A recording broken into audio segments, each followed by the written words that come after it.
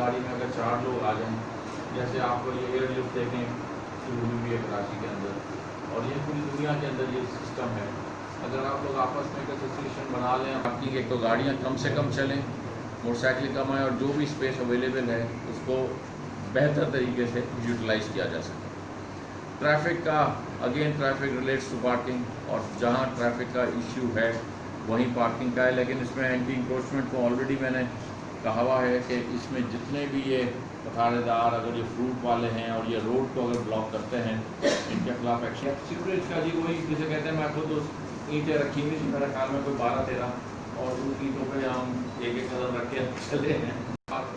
मेरे ख्याल में ये आप पेरिस की जगह कर रहे थे, पेरिस के ऐसे ऐसे इलाके हैं जो यहाँ से भी गंदे हैं, और मैं कहूँ पेरिस वाली आप जगह देखें, सिटी कोर्ट्स है, आपका जो कोर्ट रोड है, तो इसको ये आपने खुद ने मेंटेन करना है, लेकिन अफकोर्स इसमें